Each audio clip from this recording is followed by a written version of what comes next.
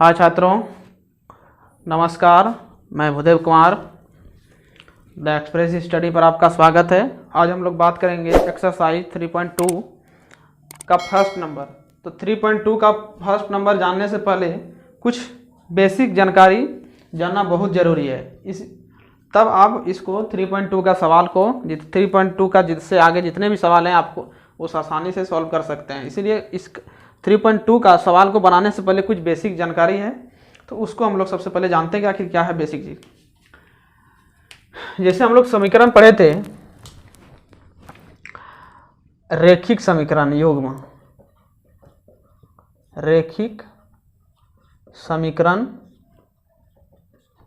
युग्म। युग्म का मतलब तो आप लोग जानते ही है, जोड़ा होता है। इसका मतलब इस चैप्टर में आप लोग देख रहे हैं कि 3.1 में आप लोग देखिए कि जितने भी सवाल हैं सभी सवाल में दो समीकरण बनता है, यानी दो समीकरण प्राप्त होता है। तो समीकरण कैसा समीकरण है? रैखिक समीकरण। और कितना समीकरण प्राप्त होता है? दो समीकरण प्राप्त होता है। तो दो समीकरण प्राप्त होता है, इसीलिए हम इसको बोलते हैं रैखिक समीकरण का युग्म। युग्म का मतलब होता है जोड़ा यानी डबल। ठीक, तो हमको अगर मान लीजिए दो समीकरण है, मान लेते हैं कि एक समीकरण है, पहला समीकरण a1x प्लस b1y बराबर प्लस c1 बराबर 0, और एक मान लेते हैं दूसरा समीकरण लेते हैं a2x plus b2y plus c2 equal to 0। ये समीकरण एक हो गया, ये समीकरण दो हो गया। अब a1 a2 क्या है? तो a1 a2 के आप लोग देखिए, अभी तुरंत समीकरण देखे कि 2x प्लस 3y बराबर मान लेते हैं 10, यानी x और मान ले दूसरा समीकरण x 4x प्लस 6y बराबर प्लस मान लेते हैं 12 बराबर 0, इधर भी 0। तो आप देख रहे हैं कि इसमें भी x है और इसमें भी y है, और यहाँ पर सिर्फ कांस्टेंट है, यानी मेरा मान कौन बदल रहा है? ये मान बदल रहा है, यानी उसके साथ गुणांक जो है वही उसका मान बदल रहा है। x और y तो मेरा कोई भी समीकरण में आ ही रहा है। तो इसीलिए क्या है, यहाँ फर्स्ट समीकरण में a1 मान दिया, मतलब इस जगह a1 के जगह कुछ भी रह सकता है गुणा के रूप में, y के जगह b1 मान दिया, इसका मतलब यहाँ कुछ भी रह सकता है, और यहाँ c1 का मतलब यहाँ कुछ भी कांस्टेंट रह सकता है, कोई भी संख्या रह सकता है। तो 1 क्यों बोले? ये पहला समीकरण था इसीलिए इसको 1 बोल दिए। अब दूसरा समीकरण है इसीलिए इसको a2 बोलने लगे। यानी इस समीकरण में क्या है, यहाँ पर भी a2 की जगह कुछ भी रह सकता है, b2 की जगह यहाँ भी कुछ रह सकता है, और c2 की जगह यहाँ भी कोई संख्या कुछ भी रह सकता है। चलिए अब हम लोग देखते हैं आगे। देखिए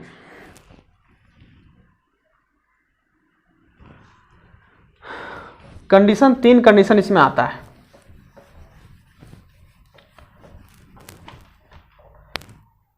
अब देखिए इसमें तीन कंडीशन क्या क्या है। अगर मान ली जाए, फर्स्ट कंडीशन क्या है कि इसको तुलना करके देखेंगे, समीकरण को सॉल्व करते हैं तो मेरा तीन कंडीशन आता है। जैसे ग्राफ की विधि से सॉल्व कीजिएगा उस सवाल को, अगर पिछला समीकरण 3.1 का अगर सवाल को आप सॉल्व कीजिएगा तो आप देखिएगा उसमें तीन कंडीशन मिलेगा। क्या मिलेगा कि कोई किसी में प्रतिच्छेद करता है, दोनों रेखा क्या करेगा? प्रतिच्छेद करेगा। और दूसरा वाला हम क्या देखेंगे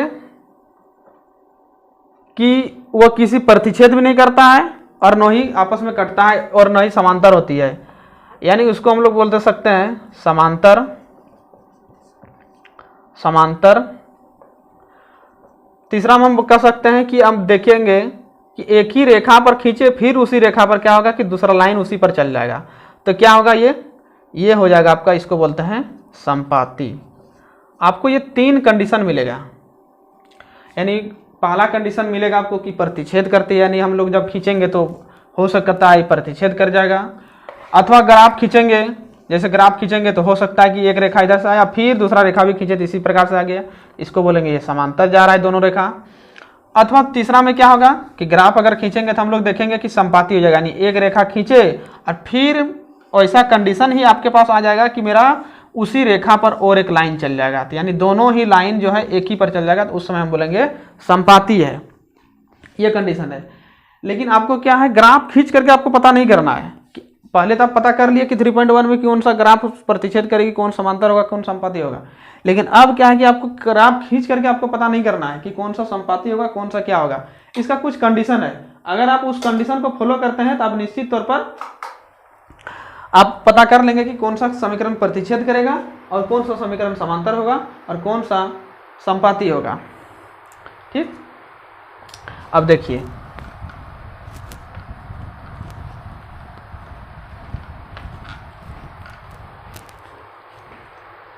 मान लेते हैं पहला कंडीशन है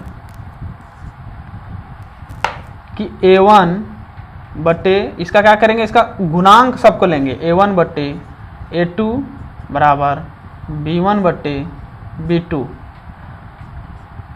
ये हुआ, यानी हम देखेंगे कि पहला जब हम लोग लेंगे a1 बटे a2 और b1 बटे b2, यानी दोनों समीकरण का अगर हम लोग इसका अनुपातिक मान जब लेंगे तो हम लोग देखेंगे कि दोनों का अनुपातिक मान जो होगा लास्ट में मेरा दोनों बराबर हो जाएगा। तो उस समय क्या होता है, अगर मान लीजिए पहली बार मान लीजिए दोनों बराबर नहीं हुआ, चलिए अगर मान लीजिए इसका अनुपातिक मान लीजिए जैसे इसमें 1/2 आ गया और इसमें क्या होगा आपका 3/2 आ गया, तो क्या आप देख रहे हैं कि दोनों मान बराबर है? नहीं, यानी इसमें दोनों अनुपातिक मान बराबर नहीं हुआ। तो उस समय हम लोग क्या बोलेंगे इसको, इसका जब हम लोग ग्राफ खींचेंगे, इस कंडीशन में जब इसका हम लोग ग्राफ खींचेंगे तब हमको क्या प्राप्त होगा, तब इसको हमको प्राप्त होगा कि ये जब ये कंडीशन अगर हमको प्राप्त होगा तो ये रेखाएं जो दोनों रेखा जो होगा ये रेखाएं प्रतिच्छेद करेगी। डायरेक्ट शॉर्ट में लिख देते हैं, यानी प्रतिच्छेद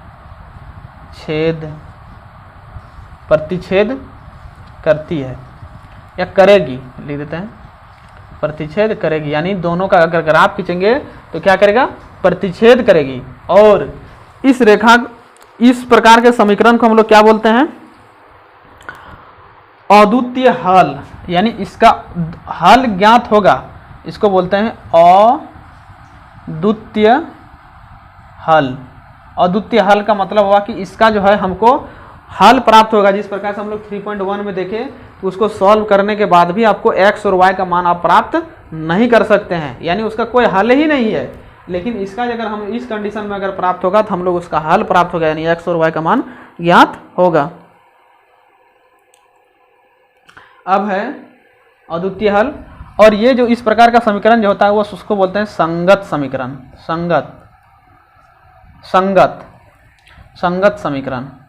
संगत समीकरण का मतलब हो गया कि दोनों समीकरण जो है दोनों संगत है, तब जाकर के उसका x और y मान प्राप्त हो रहा है। अगर मान ले दोनों समीकरण आपका जो कि संगत अगर नहीं होता तो आपका x और y का मान प्राप्त नहीं होता। अगर मान ले समझिए जैसे कि संगत का मतलब कि जैसे मान ले दो फ्रेंड है और दोनों फ्रेंड अगर मान ले कहीं पर जा रहा है और दोनों का अगर कोई बात बोल रहा है, दोनों बात ही मैच नहीं कर रहा है, तो उस अगर जिस जगह को हम लोग जाने के लिए हम लोग अगर घर से निकले हैं तो वहां पर नहीं पहुंच पाएंगे, क्योंकि दोनों जो फ्रेंड है दोनों का बात ही मैच ही नहीं कर रहा है। तो एक दो से इधर चला जाएगा, एक दो उधर चला जाएगा, यानी वो दोनों संगत नहीं हुआ। अब दूसरा कंडीशन क्या कहता है, देखिए अब तो यहाँ बराबर नहीं हुआ था। अगर मान ले दूसरा हम लोग बराबर करेंगे, इसका गुणांक लेंगे, कोई समीकरण ऐसा मिलेगा जो कि ये बराबर हो जाएगा, ये भी बराबर हो गया, और क्या होगा जब इसको C1 बटे C2 करेंगे तो ये भी बराबर हो जाएगा। यानी तीनों जब आपस में मेरा बराबर हो जाएगा उस समय इसको हम बोल सकते हैं कि ये जो होगा तीनों जब बराबर होता है तब इसको हम लोग बोलेंगे कि ये जो होगा संपाती होगा। यानी इस कंडीशन में क्या होगा कि एक लाइन खींचेंगे फिर उसी लाइन में हम दूसरा लाइन चला जाएगा, तो ये होगा क्या, संपाती होगा। और हल कैसे होगा इसका, अपरिमित रूप से अनेक हल होगा, अपरिमित रूप से अनेक हल होगा। इसका मतलब हुआ अपरिमित रूप से अनेक हल हो, यहाँ लिख देते हैं अपरिमित रूप से अनेक हल होगा। और क्या होगा, अपरिमित रूप से अनेक हल का मतलब हुआ कि आप जितना भी समीकरण लीजिएगा x और y का मान और ग्राफ अलग अलग आपका आएगा। ग्राफ क्या होगा, ग्राफ तो एक ही आएगा, संपाती होगा, लेकिन उसका मान अलग अलग होगा। यानी इसके लिए इसको बोला जाता है अपरिमित रूप से अनेक हल होगा। और ये कैसा संगत है, इसको भी हम लोग बोलते हैं संगत समीकरण है, संगत समीकरण। और उसके बाद तीसरा में तीसरा में क्या है, अगर मान ले A1/A2 करेंगे बराबर B1/B2 करेंगे और बराबर C1/C2 करेंगे, तो हम लोग देखेंगे कि ये मेरा बराबर हो गया था और ये बराबर है ही, लेकिन अंत में क्या होगा कि यहाँ का पर अगर बराबर नहीं होगा तो उस समय क्या होता है, ये तो प्रतिच्छेद करेगी, ये संपाती होगा, ये रेखा क्या होगा, समांतर होगा। यानी जब इसका हम लोग खींचेंगे तो क्या होगा, समांतर होगा। और ये किसका क्या होगा, कोई हल नहीं होगा, कोई हल नहीं होगा, कोई हल नहीं, और ये होगा असंगत। तो ये कंडीशन आपको याद रखना है। तो देखिए पहला और दूसरा में तो संगत ही हुआ, और ये क्या हो गया कि अगर मान लीजिए फर्स्ट में अगर कट जाता है तो प्रतिच्छेद करेगी और उसका हल कैसा होगा, उसका मान निकलेगा, इसलिए अद्वितीय हल होगा। और वो कैसा समीकरण है, संगत समीकरण है। और दूसरा कंडीशन क्या है कि यदि हम इसका मान ले रहे हैं और सबको बराबर करते जा रहे हैं, आप देखेंगे कि तीनों यदि मान बराबर हो गया, यानी देखेंगे कि 1/2 बराबर 1/2 बराबर 1/2 आ गया, तीनों का मान 1/2 अगर आ जाएगा, हो सकते 3/2 भी आ सकता है, 3/2 इसमें भी आ गया, 3/2 इसमें भी आ गया, तो उस समय क्या होगा, उसको हम लोग बोले संपाती। संपाती का मतलब एक ग्राफ में लाइन खींचे फिर उसी में भी यही लाइन चला गया, तो उसको हम लोग बोलेंगे संपाती। और ये कैसा होगा, अपरिमित रूप से अनेक हल होगा, मतलब इसका कोई हल एक ठो नहीं निकलेगा, बहुत सारा हल निकल गया। और ये क्या होगा, संगत समीकरण है, इसको मतलब समीकरण को बोला जाता है संगत समीकरण। और ये क्या है, अब देखिए यार, ये जो क्या होगा कि पहला वाला बराबर होगा, दूसरा बराबर पहला मतलब पहला ये दोनों बराबर होगा, तीसरा क्या होगा, तीसरा के बराबर नहीं होगा, तो इसमें क्या होगा, ये समांतर होगा और उसका कोई हल नहीं होगा, हल ज्ञात नहीं होगा। यानी मान लीजिए दो से रेखाएं अगर समांतर जा रही है, इस ग्राफ में अगर हम इसका कहीं पर मान नहीं ले सकते कि x और y का मान क्या होगा, हम इसको हम प्राप्त नहीं कर सकते हैं, और उसको हम लोग क्या बोलेंगे, असंगत बोलेंगे। यानी वो कैसा होगा, असंगत समीकरण होगा। ये कंडीशन आपको याद रखना है। अब हम लोग चलते हैं एक्सरसाइज 3.2 का फर्स्ट नंबर।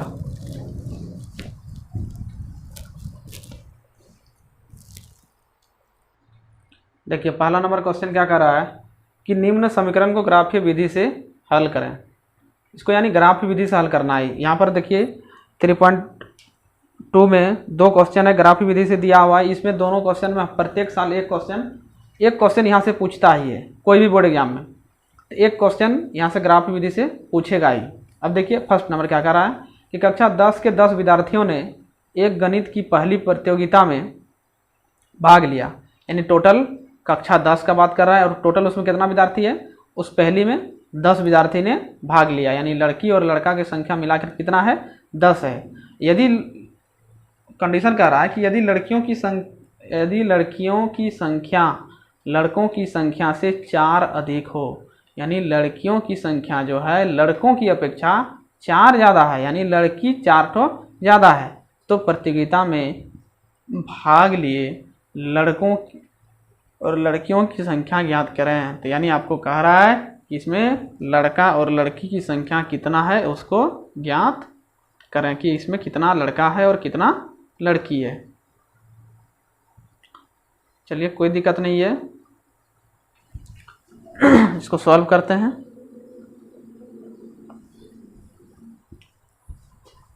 देखिए इसमें क्या करना है, अब मान लीजिए कि अपने से मान लीजिए इसमें क्या बोला है। देखिए जिसमें इस सवाल को बनाने का सबसे आसान तरीका है कि हमको जिस चीज़ को निकालने के लिए बोला गया उसी को मान लीजिए। हमको क्या निकालने के लिए बोला है, लड़कों और लड़कियों की संख्या, यानी दोनों को हमको निकालने बोला है कि लड़का की संख्या कितना है और लड़की की संख्या कितना है।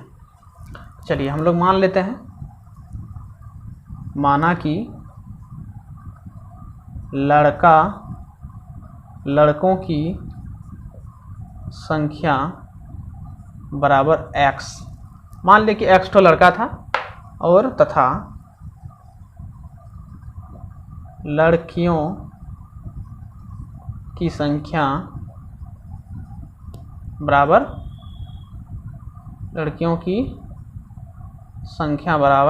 y, यानी दोनों को मान ले कि लड़की और लड़का का संख्या इतना है। अब हम लोग क्या कर सकते हैं, देखिए कंडीशन हमेशा 2 रहता है, तो आप इसको लिख सकते हैं प्रथम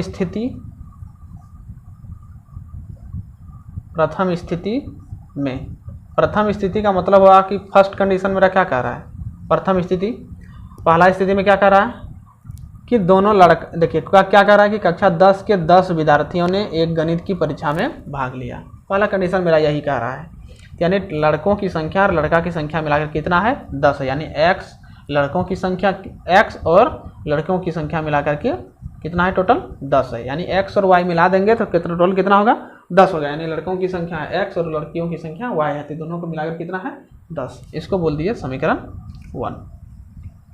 अब दूसरी स्थिति में, अब देखिए और एक चीज़ है कि ग्राफ विधि से हमको सॉल्व करने के लिए कहा गया है, तो आप क्या कीजिए मान सारणी को भी एक ही बार में ले लेते तो अच्छा रहता, नहीं चलिए मान सारणी नहीं लेते यहाँ पर। अब दूसरा समीकरण द्वितीय स्थिति में, द्वितीय स्थिति में क्या कह रहा है कि कह रहा है कि देखिए ये तो यहाँ हो गया, पहला कंडीशन क्या कह रहा था कि कक्षा 10 के 10 विद्यार्थियों ने एक पर गणित की पहली प्रतियोगिता में भाग लिया, यानी गणित का कोई प्रतियोगिता हो रहा था, कोई टेस्ट हो रहा था, उस टेस्ट में क्या किया 10 विद्यार्थियों ने भाग लिया, तो यानी लड़कों की संख्या और लड़कियों की संख्या मिलाकर के टोटल कितना है 10 है। तो हम लोग मान लिया कि लड़कों की संख्या x और लड़कियों की संख्या y है, यानी दोनों मिलाकर के टोटल कितना है 10 है, तो हम लोग लिख दिए x + y = 10। देखिए इसमें सवाल में क्या है कि हमको 2 समीकरण प्राप्त करना होगा, 2 समीकरण प्राप्त करना होगा। आप किसी भी तरह से आप 2 समीकरण प्राप्त कीजिए, लेकिन आपको 2 समीकरण प्राप्त करेंगे तभी आप इस सवाल को सॉल्व कर सकते हैं, क्योंकि हम लोग इस चैप्टर का ही नाम है 2 समीकरण, रैखिक समीकरणों के युग्म। युग्म का मतलब होता है कि 2, यानी हमको इसमें 2 समीकरण प्राप्त करेंगे तभी हम इसको सॉल्व कर सकते हैं। अब देखिए आगे क्या कह रहा है कि यदि लड़कियों की संख्या, लड़की की संख्या किसको माने हैं y, यानी बोल रहा है कि लड़कियों की संख्या जो है लड़कों की संख्या से 4 अधिक है, बोल रहा है कि लड़कियों की संख्या जो है लड़कों की संख्या से 4 अधिक है, तो बोल रहा है कि लड़कियों की संख्या जो है लड़कों की अपेक्षा 4 ज़्यादा है। तो आप लोग को लगता होगा कि 4 इसी में प्लस कर दें, कि लड़की में बोल रहा है कि नहीं, लड़की में बोल रहा है कि 4 ज़्यादा होगा, यानी लड़कियों की संख्या जो बोल रहा है कि लड़कों की संख्या से 4 अधिक है, तो नहीं, इसमें बोला है कि 4 अधिक है, लेकिन इसमें क्या होगा इसका जस्ट ऑपोजिट होता है। ऑपोजिट क्या होता है कि अगर मान ली जाए, अगर मान ली ये तो 4 ज़्यादा है ही, तो 4 ज़्यादा हमको इधर देखिए यहाँ पर क्या है बराबर दिखाना है। बराबर का मतलब होता है कि अगर मान लीजिए 4 ज़्यादा है तो इसमें हमको 4 इसमें जोड़ना पड़ेगा, यानी हमेशा ऐसा दिमाग में बैठा लीजिए कि हमको इसको उल्टा सोचना है कि 4 ज़्यादा किसमें होगा, इसमें ज़्यादा होगा, लड़का में हो गया, लेकिन यहाँ कह रहा है कि लड़कियों की संख्या लड़कों की संख्या से 4 ज़्यादा है। अब देखिए ये मतलब ऐसा समझिए कि x में अगर मान ले 4 और ज़्यादा करते हैं, ऐड करते हैं, तब ये किसके बराबर होता है y के बराबर होता है, यानी ये ऑलरेडी क्या है y ही बराबर है। जिस प्रकार से आप और एक मान ले कोई एग्जांपल लेते हैं कि मान ले कोई एक छड़ी है और मान ले बहुत सारा छोटा छोटा हम लोग छड़ी का एक टुकड़ा के ले करके हम लोग क्या किए, छड़ी का टुकड़ा लेकर के क्या किए बराबर किए, इसके बराबर किए, किसके बराबर, इसके बराबर किए। तो मान ली इसमें क्या किए 10 छड़ी का टुकड़ा को जोड़े, तब ये जाकर के इसके बराबर हुआ, इस छड़ी के बराबर हुआ, मान ले a के बराबर हुआ। तो यानी हम यहाँ क्या करेंगे 10 टुकड़ा लिखेंगे बराबर है, तो इसका मतलब यहाँ पर अब आप किसको बड़ा बोलेंगे, बड़ा आपका a ही होगा, क्योंकि हम 10 तो छोटा छोटा को अगर मिलाते हैं तो मेरा a के बराबर होता है, इसका मतलब वो अकेले इतना 10 के बराबर है। तो यानी ये ऑलरेडी ये क्या है बड़ा है, किसके अपेक्षा, इस b के अपेक्षा। मान लेते हैं इसको b बोल देते हैं कि जितना भी टुकड़ा है b है। उसी प्रकार से यहाँ लड़कियों की संख्या बोल रहा है, तो इसका मतलब आपको मानना है कि नहीं y जो है y बराबर क्या होगा x + 4 होगा। क्यों, अगर इसमें 4 दिए तब क्या होगा कि इसमें 4 जोड़ते हैं तब इसके y के बराबर होता है। अब नहीं तो ऑपोजिट इसको हमेशा सोचिए ऐसे कि यानी 4 अधिक है लड़कों की, मैंने ऐसे समझिए, तो उल्टा पढ़िए कि 4 से संख्या की अधिक, यानी लड़कों की संख्या 4 से अधिक, यानी मानने ऐसे पढ़िए कि इसमें लड़के की संख्या अधिक है। अब बनाते बनाते आपको दिमाग में बैठ जाएगा x। अब देखिए क्या करेंगे, इधर ले आएंगे तो क्या हो जाएगा, समीकरण को अब इस इधर 4 को इधर भेज देते हैं, x को उधर ही रहने देते हैं, 4 को इधर भेज देते हैं तो 4 क्या होगा, -4 हो जाएगा बराबर इधर x, और ये उधर चला जाएगा तो ये y हो जाएगा, ये y हो जाएगा। अब देखिए अब क्या होगा, x माइनस वाई बराबर -4, ये होगा। अब ये हो गया समीकरण 2, ये हो गया x माइनस वाई बराबर 4 हो गया। कोई दिक्कत नहीं है। अब हम लोग क्या करेंगे, अब लेते हैं मान सारणी। मान सारणी लेते हैं समीकरण 1 से, समीकरण 1 से मान सारणी।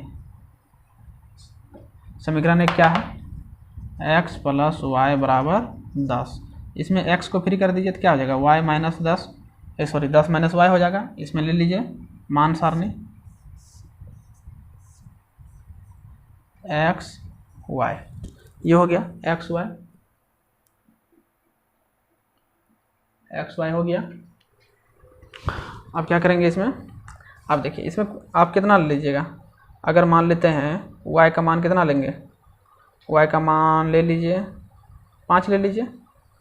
तो जब y का मान 5 लेंगे तो इसमें 10 में 5 घट जाएगा, कितना x का मान कितना हो जाएगा, 5 हो जाएगा।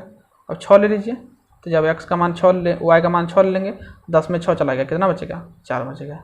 अब फिर इधर लिखते हैं समीकरण 2 से, समीकरण 2 से, समीकरण 2 क्या कर रहा है, x माइनस वाई बराबर -4, x बराबर इसको उधर चल भेज दीजिए, क्या हो जाएगा, y माइनस 4, यही हो जाएगा।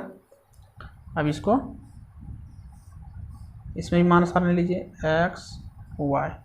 अब यहाँ क्या हो जाएगा, x का मान ले लीजिए, y का मान लीजिए, y का मान कितना लेते हैं, मान लेते हैं y का मान 4 ले लिए, 4 ले लिए। आप कुछ भी ले सकते हैं, आपका मान आंसर जो है हमेशा वही आएगा, कभी भी मतलब अलग अलग मान लेने पर अलग अलग नहीं आएगा, एकदम हमेशा एक ही आएगा। कितनों मान ले लीजिए, कितनों बड़ा से बड़ा मान ले लीजिए, आपका आंसर एक ही आएगा। लेकिन आप कोशिश कीजिए कि कम से कम मान लें, ताकि आपको ज़्यादा से ज़्यादा बड़ा जगह में आपको ग्राफ पर खींचना ना पड़े।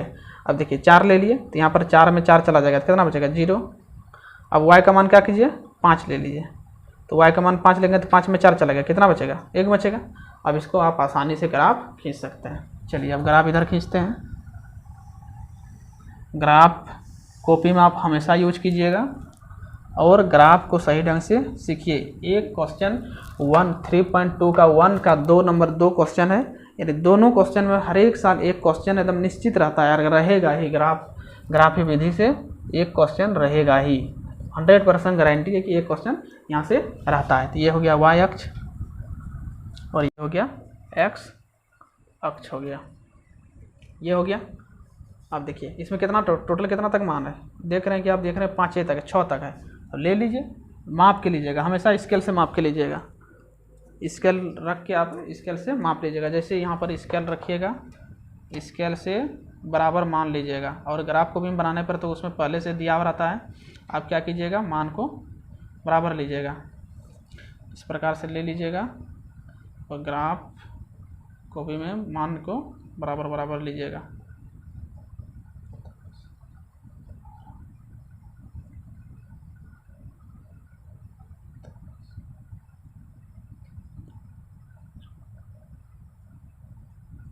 दो मान करके ले लिए। अब हम इधर भी ले लेते हैं। अब ग्राफ को देखिए, मेरा ग्राफ का ये लाइन जो है मेरा सीधा नहीं था, आप लोग सीधा खींच लीजिएगा, स्केल से बढ़िया से खींचिएगा। देखिए अब ये सीधा हो गया। अब क्या करते हैं, इसको 2-2 सेंटीमीटर पर ले लेते हैं।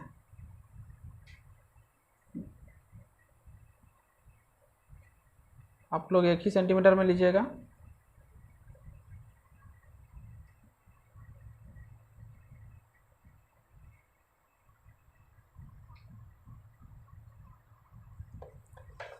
तो यहाँ पर तो जगह बड़ा है इसलिए हम ले लिए। चलिए अब यहाँ पर लिखते हैं, इसको ले लेते हैं, कितना है, 1 2 3 4 5 6 7 8 9। ज़्यादा लेने की ज़रूरत नहीं है, आपका 6 तक ही है, इसलिए ज़्यादा लेने की आवश्यकता नहीं है। अब यहाँ पर लेते हैं 1 2 3 4 5 6 7 8। ग्राफ को भी बनाइएगा, सबसे बेहतर रहेगा y अक्ष। अब देखिए इसको ग्राफ कॉपी में बनाइएगा, आपको एकदम बेस्ट रहेगा ग्राफ कॉपी में। देखिए अब क्या करा है, अब देखिए यहाँ पर मान को कैसे लेते हैं। अब ध्यान से देखिए कि इस मान को किस प्रकार से हम लोग लेते हैं। अब देखिए ग्राफ शायद नहीं दिख रहा है तो इसको थोड़ा ऊपर करके बनाते हैं। चलिए इसको ऊपर करके बनाते हैं ग्राफ को।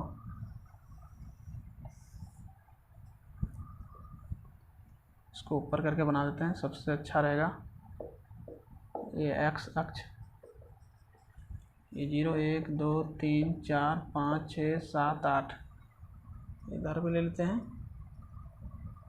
ग्राफ को भी बनाइएगा, सबसे बेस्ट 2 3 4 5 6 7 8 ये हो गया।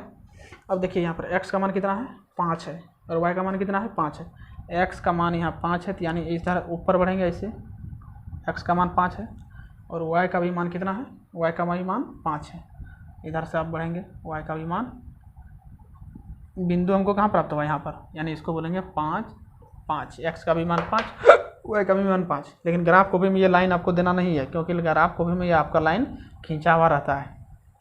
चलिए x का मान, अब ये इसमें दूसरा वाला हम क्या करें 4 है तो x का मान, ये x का मान होता है, ये x का मान होता है x अक्ष में।